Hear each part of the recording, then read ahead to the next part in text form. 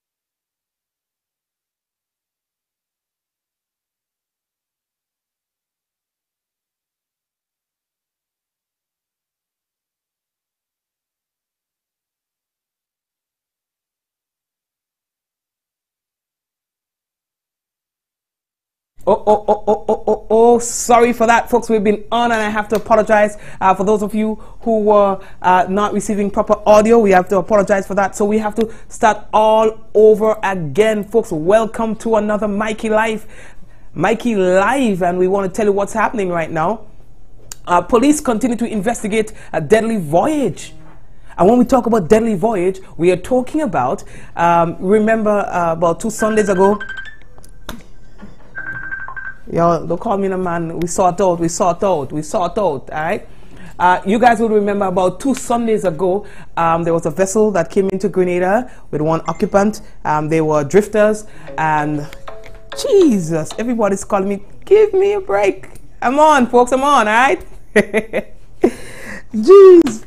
So, folks, going back to it, so remember that there were a vessel that came in, and there was 1 person that was an occupant of that vessel, and what would have happened is that police did an investigation, and now the Grenada police, I understand it, has released that individual. Another individual is in Trinidad. We'll give you an update on that in a moment as well. We have to tell you that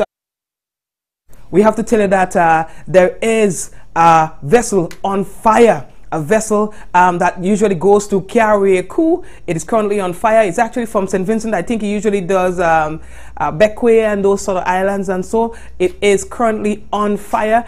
They have put out a bulletin asking persons who might be in the area that there might be toxic smoke in the area, so please be on guard. We're going to be telling you about that. We have so many things to tell you about tonight, folks. As usual, it is news discussed, not told. Health officials today addressed social media comments and so on relating to a death believed to have happened on the Osprey ferry on its way from Carriacou. We'll tell you about that a little bit later on. And there seemed to be another wave of dust heading our way, so we're going to tell you about that. And we have so many more things to tell you about. Also about a Trinidadian charged with plotting ISIS-inspired attack in the United States. So, folks, we have a lot of things to tell you about on the program tonight. Brace all yourself. We want to remind all of you that the headlines is brought to you through the kind compliments of Duty Free Caribbean and the Colombian Emeralds International and WPG10. Folks, we are real thing to tell all you about. Relax, enjoy yourself. When we come back, we'll tell you what. Real thing. All right. And by the way, folks, there are some of you who have not yet shared the program. Please go ahead and share the program. You see, want to share the program? That is how other people gets to know what's happening here on the business. We see that we are joined by the folks on WPG10. We want to say thank you guys for being with us right now. We are coming back in a moment. I see trees of green, red roses too. I see them bloom for me and you. I see friends shaking hands, saying, how do you do?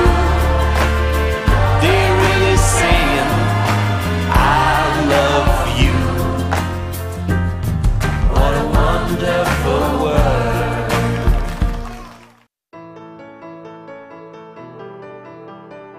And so it begins, a journey like no other. Jungles so lush, they make emeralds jealous.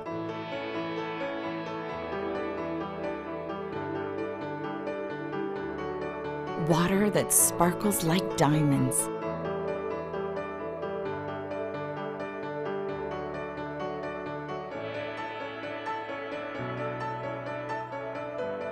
Mountains with more facets than precious gems.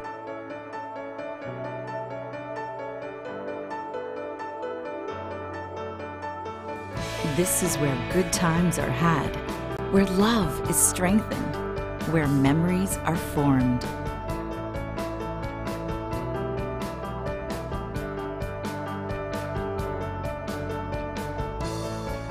And when it all comes to an end, bring home something that will never fade.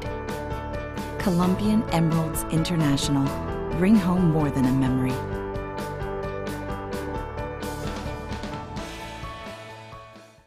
To keep it fresh, chill it. To get it hot, cook it. To keep it clean, wash it. Do all that and more with top brand appliances from Quartz. Try that recipe on a new stove. Keep those fruit bowls chilled in the latest design fridge. Get laundry done with a brand new washer and dryer combo. Purchase any Whirlpool product and get a chance to win $8,000. Shop with Quartz Ready Finance and pay nothing until June. Only at Quartz, bringing value home.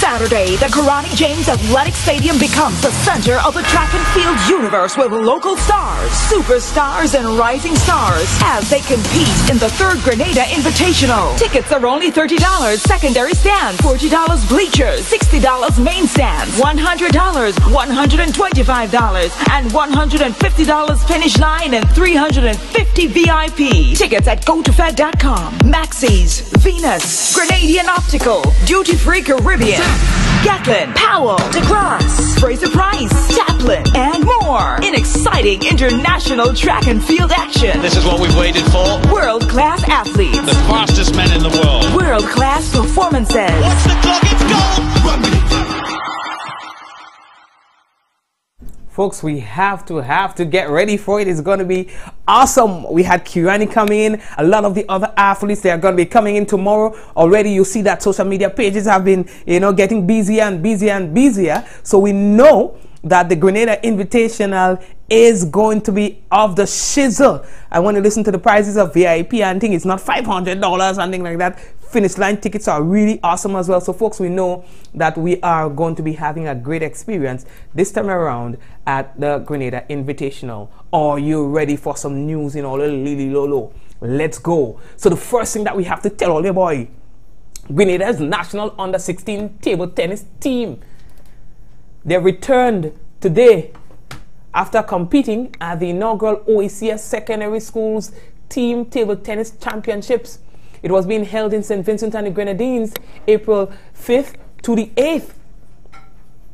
We had the coach by Rose Newland. You understand? And they say, she did really good in coaching the team and things like that. Now for the girls division, Grenada came in second to St. Lucia. So we had St. Lucia first, second Grenada, and third St. Vincent. And for the girls double, St. Lucia, second was St. Vincent, and third was Grenada. For the girls single, first St. Lucia, second St. Lucia, and third Grenada. You understand? All give them a clap, no man. What it is? All right, Aniki Bonaparte is the youngest participant in the competition, age 11. Came third for Grenada and her people. For the boys division, all give them a clap, no man. I ain't telling all of that news. Give them children a clap, no what it is, man. They will perform. They hear the name of Mikey live and make sure they see the clap and ding coming in. For the boys division, first was St. Vincent A, second St. Lucia, third St. Vincent B, and fourth Grenada. Give Grenada a clap. For the boys double, St. Vincent first, Grenada second, and third St. Lucia. For the boys mixed doubles, first St. Lucia, second St. Vincent, third Grenada. And the boys single, 6 Grenada. All right, Shamal Williams, all give them a clap. You understand? They go and represent the country and thing, and you see, they had a big flag. Look at everybody had a little thing, they little flag, they little handkerchief flag. You see, we come with a whole tap hole in. Yeah, bid. Yes, because we proud of we flag. That one thing. When it comes to patriotism and showing off we flag and thing, yeah, other people could come with a handkerchief, but we come in with we whole tap hole in for them. You understand? So we're looking proper. Let me go again. Next news in all the Lily Lolo. The next thing we have to tell all about, boy. We posted up on the website, but we could tell you about it now. The Republic of Cuba, in collaboration with the government of Grenada, now they are offering scholarships commencing August 2019 for the pursuit of studies leading to undergraduate degrees and medical specialization. You understand? They're offering programs like in medicine and things like that, all the real thing. Yeah? And in terms of eligibility, simple thing, you must be a citizen of Grenada, you must be the holder of a high school diploma, you must be under the age of 25, you must be in good health, like simple basic things for you to be able to qualify, all right, for the scholarship. So what I want all you to do, check out the website for more information, MikeyLive.com, all right, and sign up for the business. Don't say they in an opportunity because a real nice piece there, you know what I mean? Good. Oh yeah, here what's going on. Police, they are investigating still the ill-fate voyage fishing expedition, if you want to call it that would have started somewhere around March 15 with what's supposed to be 3 men on a vessel going out to fish, but that never happened. 2 weeks later, the boat drifted and was found in Grenada with a disoriented man aboard the vessel. We're putting things, we're building it up for you now, let me tell you. So, according to information that came into Grenada, it wasn't 2 men on the ship. Trinidad and Tobago reported that there were 3 men. Yes. After the guy was rescued, brought to the hospital here in Grenada, and police did the investigation, we learned that there were 2 fishermen on the boat. You understand? Now the only survivor was Mr. Rondell Kendall. They asked, what happened to the 17-year-old that accompanied you? At least they know of a 17-year-old, Mr. Ronaldo Moses, who was 17, yes. According to reports, they ate some fish, raw fish hunting, and the 17-year-old could not have handled it properly, and so he died. The story has been told that after the body started to decompose, the lone survivor threw the body overboard. The Grenada police did their investigation and they sent him back to Trinidad and Tobago, according to reports. I got out one from a source, where he's been held and further investigation is being done. Folks, since then, I've been contacted maybe 100 times by a family from Venezuela. They are adamant that their brother was aboard that vessel. And they are saying that somehow his existence in that voyage disappeared and they want to know why. No conversation about their brother, nothing has been said, nothing at all. And so they wanted us to let you know that they are worried, and if you have any information about anything at all, and we know that we are not only being viewed by Grenadians but people all over the place, that you should contact the police now in Trinidad and Tobago, since the survivor is no longer here. You understand? Now, they sent me pictures and stuff like that. I was not able to load it up on the program, because like right this minute right now, I'm seeing the pictures on my thing, but they didn't send it in time for it to come on the program. His name is Ricardo Farias. I'll put it up on the program tomorrow for all to see. The family say they need to know what happened to him. You understand? So we put it out there. All right. Oh yeah. Here what's going on, boy. There's a vessel that is currently on fire just outside of St. Vincent. The vessel started smoking and everything, caught fire sometime yesterday morning, and have not, the authorities and the owners have not been able to put out the fire. And so now they are warning residents within close proximity to please be guided accordingly, because the smoke can be toxic. We're going to get to that just now, but fire broke out twice, you know, on the lower level of the MV Star. That's the MV Gem Star, as you would know it yesterday. All right? At the Grenadines Wharf in Kingston. They said the fire began sometime around 10 a.m. on Monday morning, reportedly due to some welding incident on board the vessel. You understand? Then they said they were able to fight it, and then more fire again. Now the vessel is still burning. As you can see, there were collaborations with the Coast Guard and so on to put it out, but nothing no go so. No luck, people. And so now they are just asking residents within close proximity to please be careful. You know, they say that if the breeze blow and things like that, be careful, because the smoke that comes from this can be toxic. It says that management at the Kingston Port Authority has advised that there is currently a boat burning in the Kingston Harbour.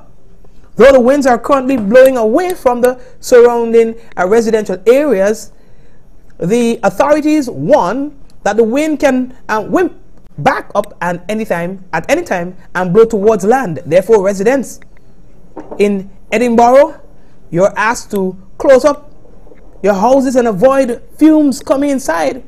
Residents in Kingston, Cane Garden and surrounding areas are also asked to take necessary precautions, as these fumes can be quite toxic.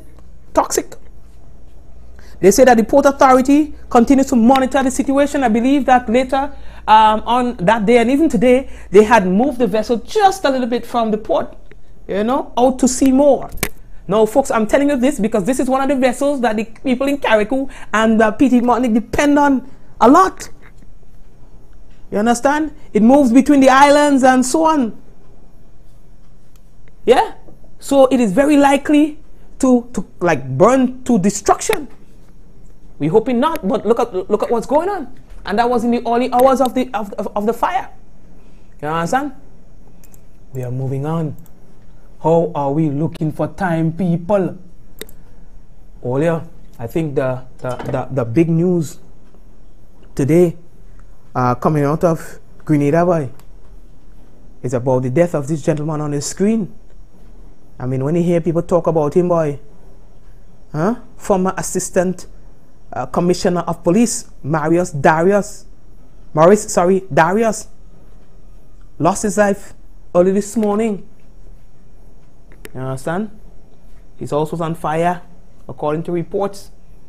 You know, and he went in and things like that, and then, you understand? You see the fire got to the house, and bad news, man. You know, he's actually from True Blue. They say the fire emergency call was received at around 4:48 this morning, and on arrival, one of the occupants was found unresponsive in a room in the upper floor of the two-story family home. He was administered CPR and was transported to the General Hospital, where he was pronounced dead. You understand? They say that one bedroom, along with its roof area, was completely destroyed. No other residents were harmed, and the cause of the fire remains under investigation by Grenada police. They say that an autopsy is pending to determine the actual cause of death. Now, they are saying that the Royal Grenada Police Force extends deepest condolence to the bereaved family. You understand? He was also a member of the National Disaster Management Agency. You know, so we had a lot of conversation about that too, where, you know, the coordinator there was talking about, you know, he serving under Maurice. You understand? The Commissioner of Police also spoke about him. You know, they say he was, you know, in local terms, he was a big boy at SGU. You understand? So it's a huge loss for the school as well. They have already spoke about it too. Director of the Public Safety and Security Department of the St. George's University. You understand? Big boy. It's so unfortunate that he lost his life in that manner. You know? We are moving on, folks. How are we looking for time? You all might have heard, unofficially, about the death of a woman aboard the Osprey. You understand? A lot of talk. This happened here, that happened here, this happened here, and who this and who that. Now today at the weekly post-cabinet briefing, Minister for Health, Nicholas Steele, admitted to having knowledge about the incident. He said that he instructed his team to do an investigation about it. You understand? Now listen to the question that was asked and the response at today's post-cabinet briefing. I think there was an English woman who died at the hospital. She was aboard the Osprey and later died at the hospital. Now the story goes that she was at the Osprey and she fell sick, but the Osprey was not equipped with life-saving equipment, and she later was transferred to the Coast Guard, and a call was made for the ambulance to meet them at the port. When they got there, the ambulance was late, and when it eventually arrived, it was not equipped with stuff to try to save that woman's life. They got to the hospital. No one was informed of her condition, and no doctor was on call. That's the story I got. So what would be your response to that, especially given some of the things that you mentioned there? Well, the incident that you're talking about did happen. You have a couple parts of it incorrect.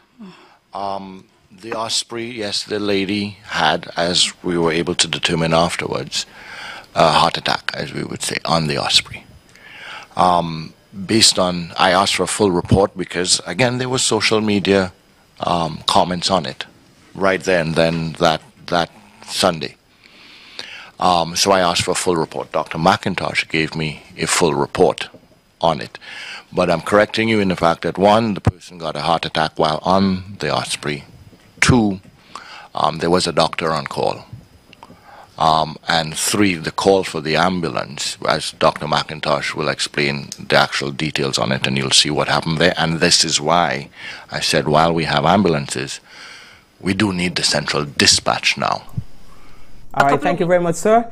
And speaking of the Dr. McIntosh, she explained in details what happened. Now you may find that the information that you are hearing from this might be a little different from what you heard or saw or read on social media. Here's Dr. McIntosh, Director of Hospital Services. There was a person that was on the Osprey that suffered a sudden cardiac arrest.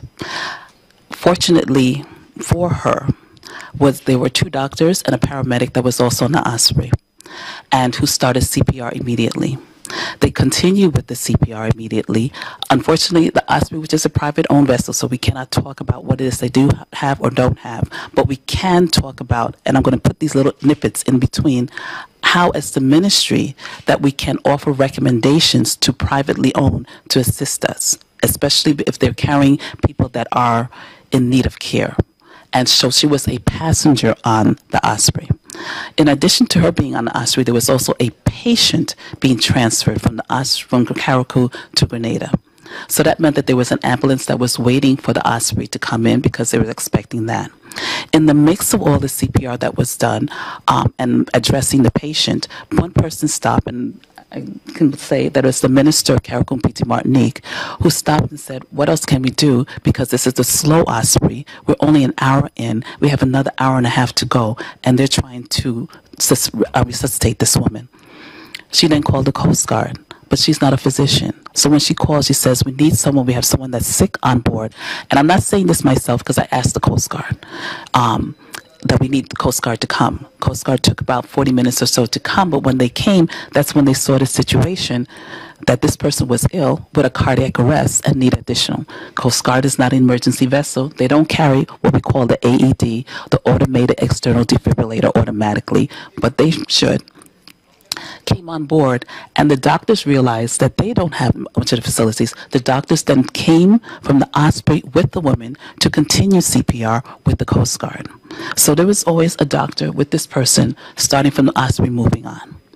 Then from there, the Coast Guard got back into Grenada and was sitting right up at the port, and the Osprey was supposed to be coming in as well. Now remember, there was a person that was waiting as a patient to be transferred to Grenada.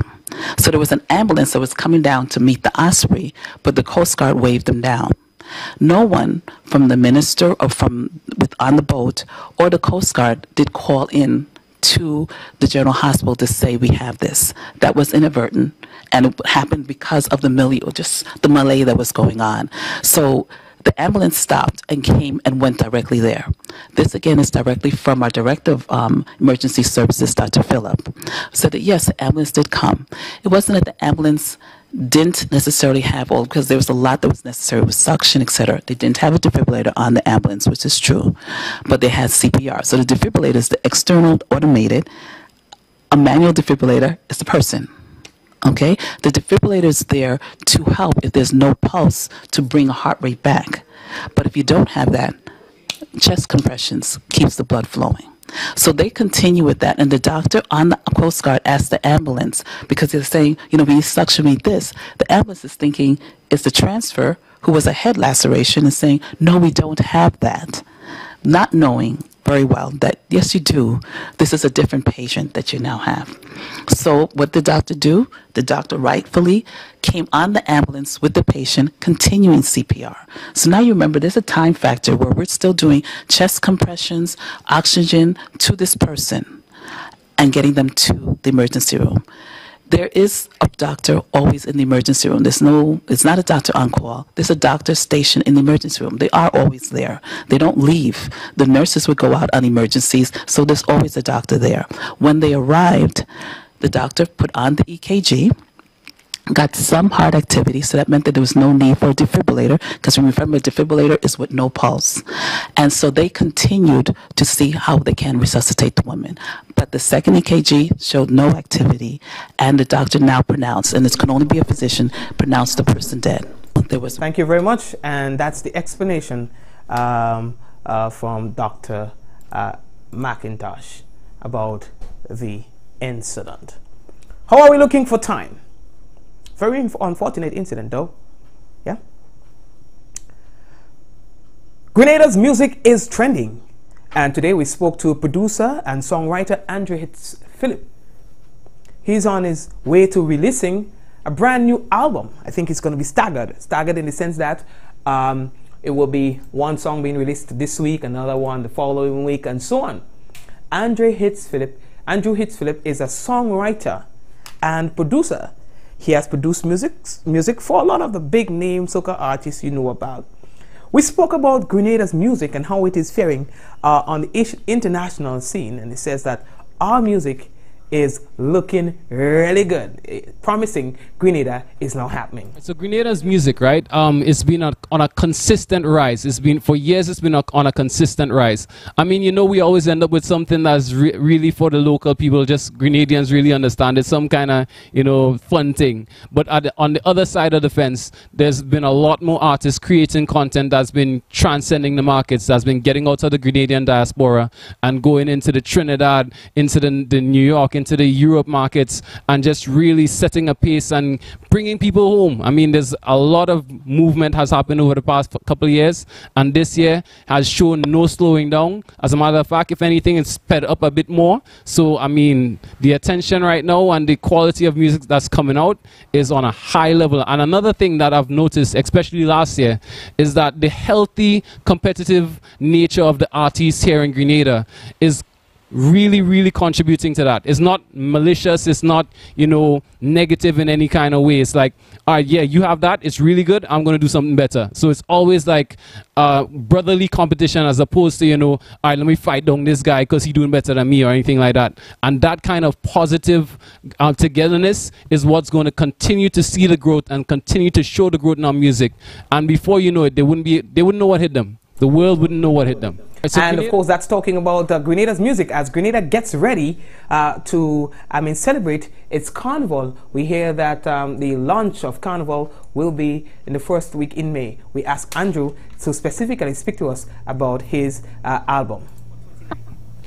All right, so for 2019, right, we have a series of songs, collaborations, productions, you know, songs I wrote, songs I would collaborate with international and regional artists on, some that will be released during Spice Mass, others, you know, later on during the year, and in different demographics. And, you know, I took a little while away from the how should I say, I took a hiatus after last carnival just to dig deep and find some music and find, you know, find the things that I really wanted to speak about in song and just express them in the way I really felt was worthy of, you know, music. And it worked out for me in the way that I feel really proud and really happy and really content with the material that I was able to, you know, conceive in that time. And we're getting ready to roll it out. We're getting ready to start dropping music. You're going to see music coming out from this week. There might be another song next week. It might go on a weekly basis according to how things go. You know, vibes just coming in. And I mean, right now, there's so much hype around Grenada and around our music and our artists and our culture that it is so, how should I say, important that not just myself, you know, put out great music this year, but all the artists in Greens, because all the eyes we ever wanted looking at us are looking at us this year especially. So, you know, we got to put our best foot forward, and I'm really excited to go into the season because the possibilities are infinite. Thank you very much, bro. That's Andrew Hits Philip.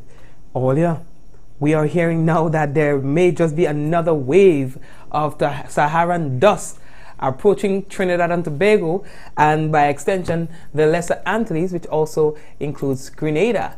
Now, according to reports, people who suffer from asthma, children, the elderly, and other vulnerable groups should particularly take note of these Saharan dust that is expected to affect Trinidad and Tobago and the Lesser Antilles by weekend. They say from as early as Friday, one might be able to start seeing the dust and experiencing its effects, all right, which is Friday 12th.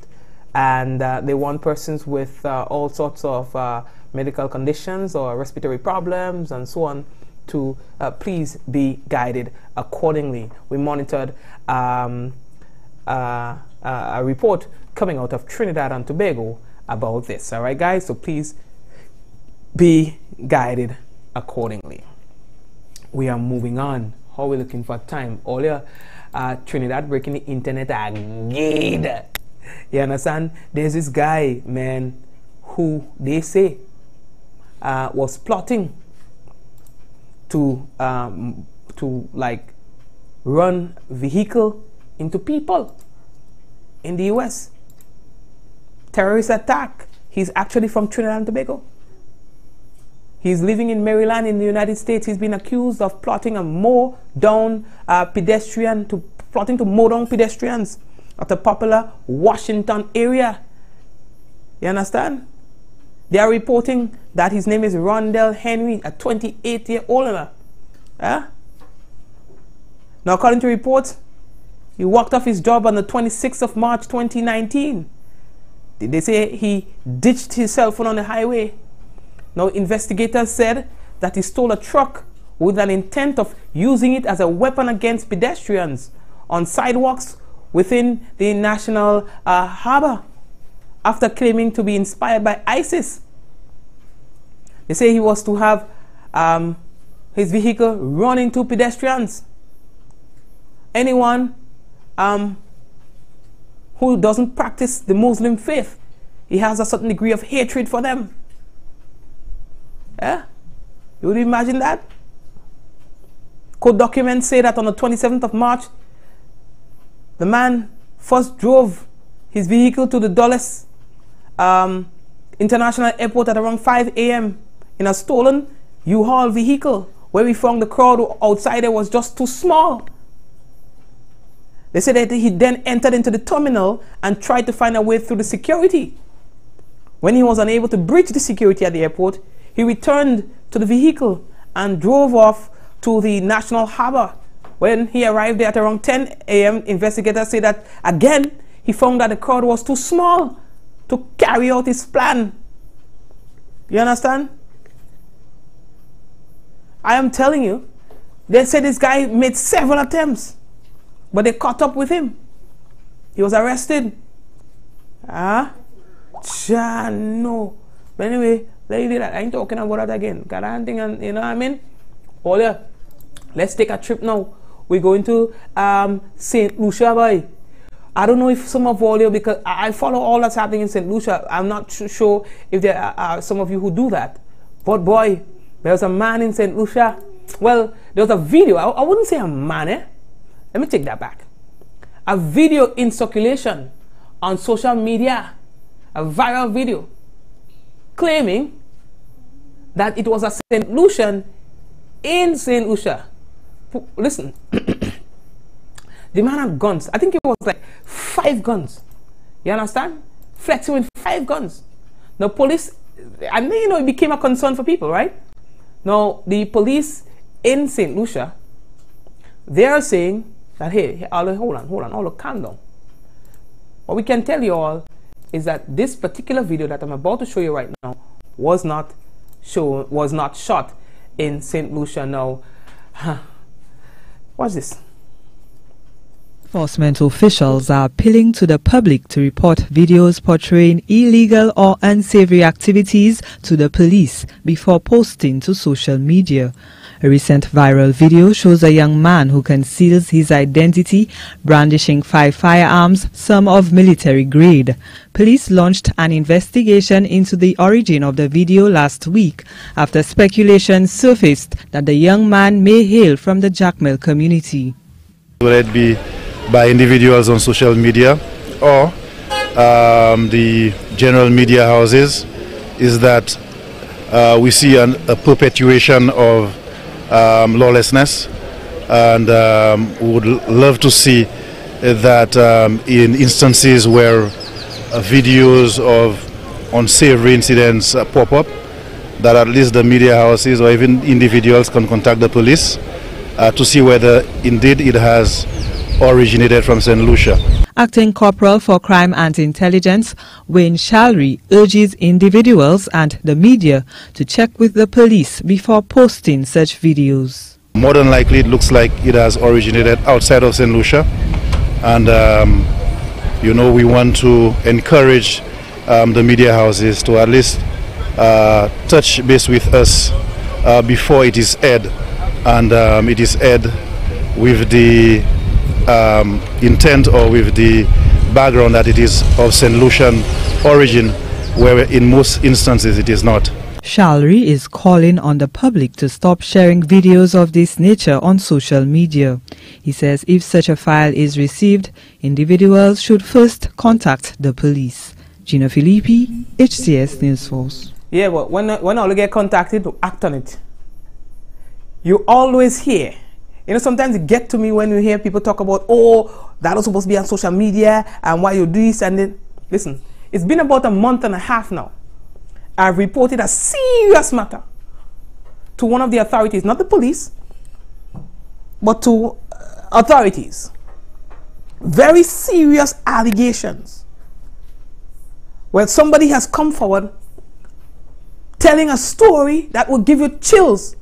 And as a responsible journalist, I contacted the authorities and said, this is the allegations against your organization. I want to be responsible and not publish without having a discussion with you on it, without getting your side of the story. I don't want to put it out one-sided. It's been over a month, people.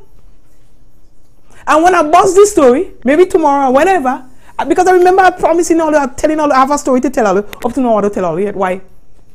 It's been over a month. And the authorities are yet to respond to my many calls, to my many concerns, and to my threats. I threaten the authorities that I will be running with the story. And I bluff it. I make a big bluff up to now, people. And when the story busts, you know what? Same of all I go say, that was supposed to be on social media. Why I didn't contact the authorities first? You see, I don't know what is going on in the background. And journalists just get, how can I blame? You understand? How do I know that they're not deliberately stalling to prevent the story from running? That's better than giving their side of the story, right? Because if they know I need to have a balanced story and they ain't saying nothing, then obviously I can't run with the story. You always know. People always, oh, you know, anyway, let me leave that talk, you know what I mean? I don't want to get too emotional in the program. So what I'm going to do right now, I'm taking a little break and things like that. But before I take the break, all right, folks, you have a few things that I want to tell you about. Don't forget, I told you about the variety store. I always want to tell you, I tell you all about that until I see all go, because some of all still didn't go yet. I go, no, when all go, because I go see Mikey boy. I went to the store and so. Remember, it's located on Market Hill. All right, it's very, very easy to find. Yes, and what they sell is a variety of stuff, you know, things that you would love, you know. So whether they sell your phone cases, it's called Special Touch variety. So whether they sell phone cases, your shoe, your bags, little accessories and thing, you know, I'll go and check out the business. All right. For more information, call 537-9497. And as well, folks, the next thing that we need to tell all you about, boy, is the GUT. We've been telling all you about that yesterday. We want to tell all you about that again. All right. Get your own set of wheels with a vehicle loan from the GUT Credit Union. All right, brand new or used if you want. No processing fees, people. Rate so low, you'll think that it's a dream. You can get a chance to win a 100% rebate on your vehicle insurance. It's the GUT Credit Union, and that's where you belong. We're taking a break, and we are coming back. When we come back, we have the National Report in your Lily Lolo. I see trees of green, red roses too. I see them bloom for me and you. I see friends shaking hands, saying, how do you do? They're really saying, I love you. What a wonderful world. Bruv. Hello? I can't see you. What's good? But I can't even hear you. Yo. Hello? Hello? Ah. Okay, I see. I'm good. I'm coming in. Ah. There you are. Live the experience right now. Enjoy high quality video calling today. Stream, upload, and share with Digicel super fast LTE network. Visit our stores today and live the experience today. Digicel. Saturday, April 13th is the date. 4 p.m. is the time. It's the 3rd annual Grenada Invitational. World-class athletes, world-class performances, and a world-class facility. Come see Olympians Andre DeGrasse, Shellyan, Fraser Price, Braylon Toplin, Asafa Powell, Lyndon Victor, and the cast of superstars at the Kirani James Athletic Stadium. Tickets are now on sale at godofed.com. Grenadian Optical, Duty Free Caribbean, Maxis Bar, and Venus. Saturday, April 13th. Grenada Invitational. See you there. McIntyre, top of the screen in the colors of Grenada with a bit of a lead. To keep it fresh, chill it. To get it hot, cook it. To keep it clean, wash it. Do all that and more with top brand appliances from Quartz. Try that recipe on a new stove. Keep those fruit bowls chilled in the latest design fridge. Get laundry done with a brand new washer and dryer combo. Purchase any Whirlpool product and get a chance to win $8,000. Shop with Quartz Ready Finance and pay nothing until June. Only at Quartz, bringing value home.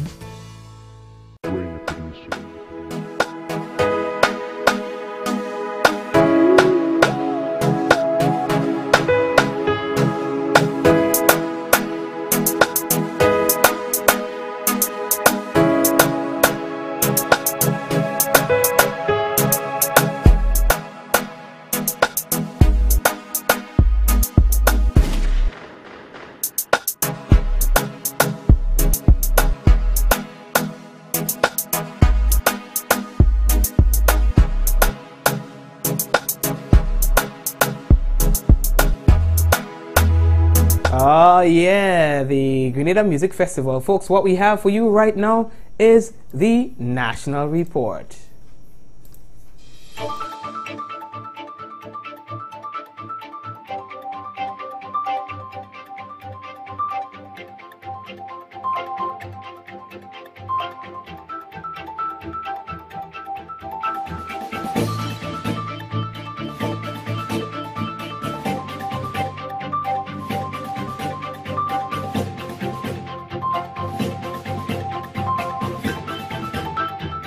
Government plans to fast-track reconstruction of Carlton Home. Details to this story and more in the National Report.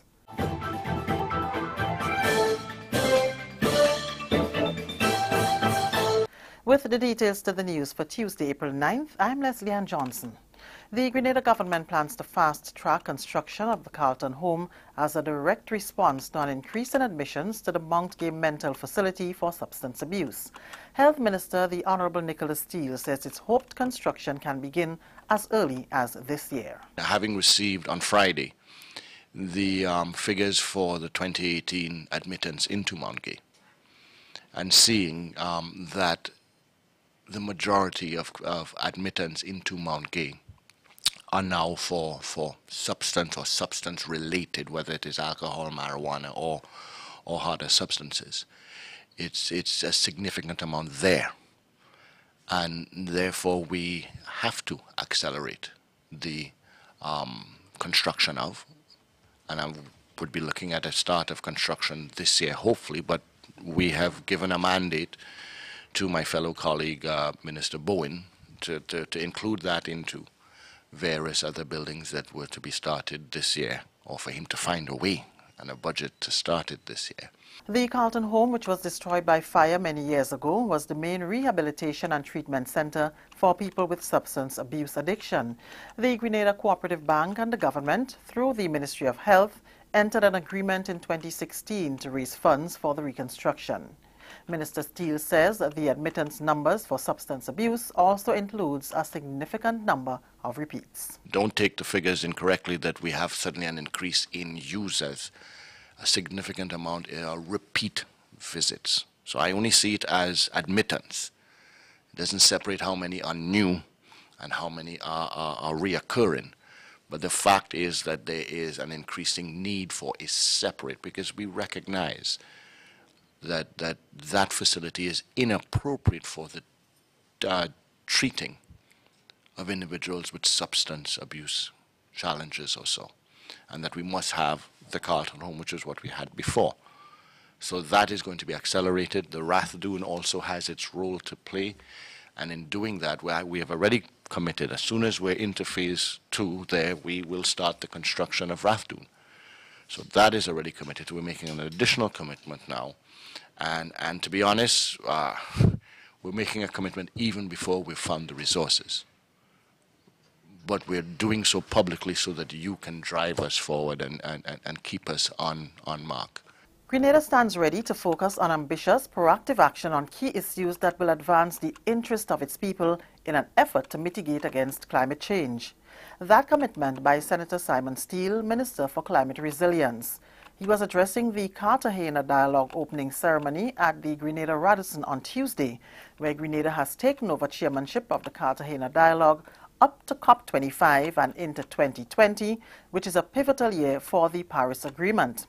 This event is an opportunity for Grenada to showcase its leadership position in the region in terms of progress in the climate change adaptation and mitigation agenda.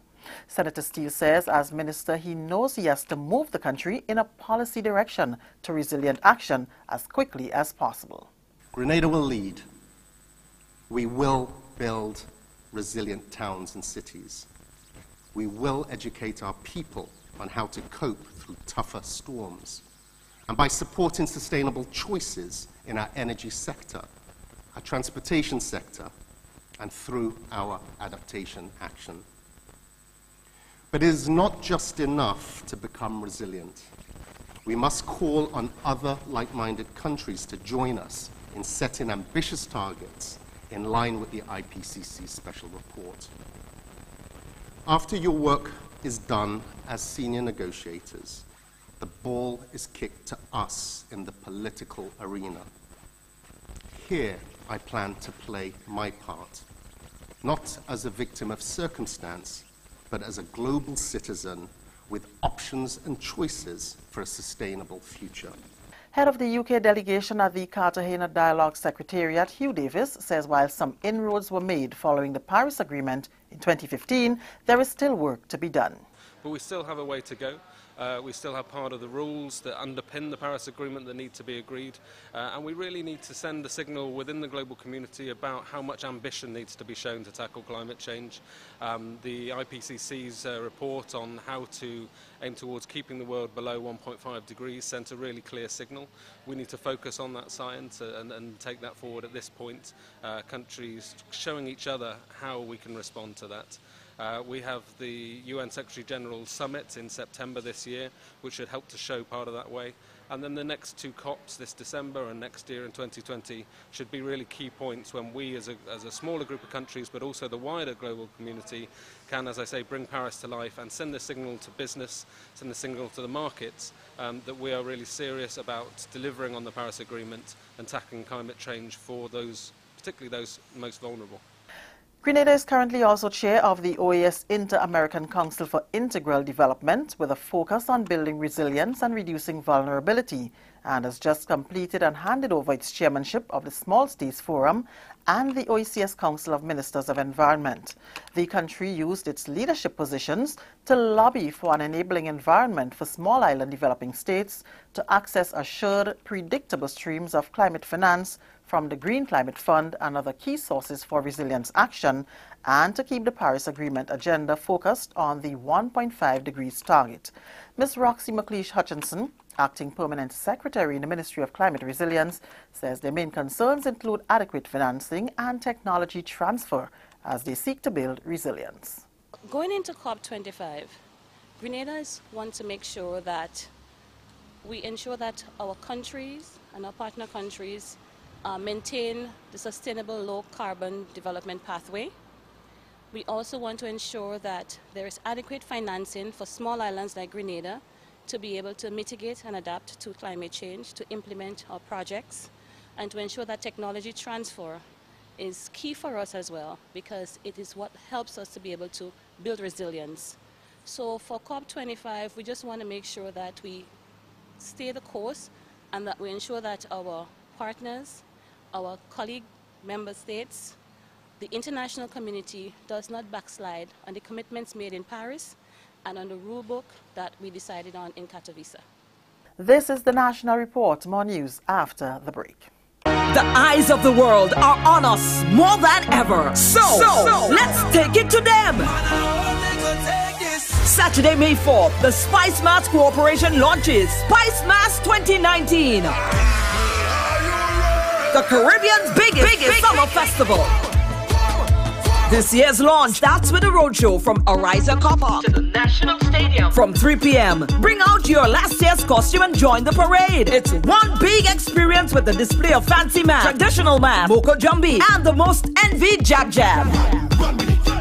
The official opening is at the National Stadium, featuring your favorite soca artists and DJs, Calypso Monarch, Steel Pan champions, and presentations of the 2019 Carnival Queen contestants, plus displays of 2019 costumes, SMC show tickets, and other attractions to be won. Saturday, May 4th, the National Stadium, the launch of Spice Mass 2019. Bring out the entire family. Log on to spicemassgrenada.com for more. Continuing the news, the Ministry of Health is taking a structured approach to address concerns from the public regarding health care. During the government's weekly post-cabinet briefing on Tuesday, Minister for Health, the Honourable Nicholas Steele, says a chat room will be set up within the next week where people can direct their complaints about the country's health system. Responses to complaints and queries will be given at the level of the Minister, the Permanent Secretary, Chief Medical Officer and Director of Hospital Services. So whether it's a Facebook page as well that you can direct comments to and everybody can follow and see, this is where you can complain, and let's see what kind of response you get, whether it is an apology and that we will do better, or whether it is an explanation of how we are doing better and how that incident might be the exception rather than the rule. But there will be incidents, so we do need to set up a mechanism to find out. And I can say proudly that while we still have many incidents that do not meet the expectation of the public, those incidents are becoming more and more an exception rather than the rule. But there will be incidents, and therefore we will set up that so that you can direct whether it is frustration, whether it is meaningful criticism, or just comments, or agreement to those who are venting their frustration, or support to those who are venting their frustration or annoyance, or heartfelt disappointment in the system, that there is an area that can be done and directed to. Director of Hospital Services, Dr. Carol McIntosh, says a common goal is patient-centered care. A priority in that area is improving emergency services. One of the things that we started to look at, and my working with Dr. Dragon, our medical director, is that when people are coming into the emergency room, not those who are emergencies now, if there is that we are overcrowded, then we start talking about diversion. Can we take some of our more stable patients in the general hospital and pass them on to go into Princess Alice Hospital? So they're still getting the care because it's still the physicians. And what I believe is that we move the patient because the doctors and nurses can follow. And then that allows for the most emergent patient to be able to come in without the overburden of having so many beds, so many different issues that are going on, and getting more direct care. Money has already been set aside to pay athletes participating in this weekend's Grenada Invitational at the Kirani James Athletic Stadium. That assurance from Sports Minister Senator Nolan Cox. He says the Grenada Invitational Committee made recommendations which were brought before Cabinet and approved to ensure athletes' payments are assured. Together with the support of the Grenada Athletic Association, meaning that the estimate of monies that will be allocated for lane fees are basically held and waiting there. As soon as the games are completed, it will be dispensed. So as we speak, those funds are basically held and waiting to be paid to athletes. And they are the ones who recommended that to ensure that they are more prudent in terms of treating the athlete business going forward. So that has been looked after. And that's the National Report. I'm Leslie Ann Johnson. Thank you very much, Leslie Ann Johnson, and everyone else who were part of the National Report. Folks, we just have to quickly go through the weather, and let's see what the weather is saying right now. All right, currently it's just about 26 degrees. All right, the weather is expected to be mostly fair with a medium chance of some brief nighttime showers during a partly cloudy spells. Winds northeasterly to east-southeasterly at 8 to 18 miles per hour, gusting higher at times. Seas moderate, waves up to 6 feet in open waters. And tides will be low at around midnight. Okay, guys, and that's it right there, folks, and that's as far as I can go for tonight. We have run out of time. I would like to say hello to all the people who are currently viewing Mikey Live. All the regulars, thank you for viewing. I'll make it up to you tomorrow, God's willing. God bless you. Have a good night. In 5, 4, 3, 2, 1, and we all say, Ja! No. Good night, everyone.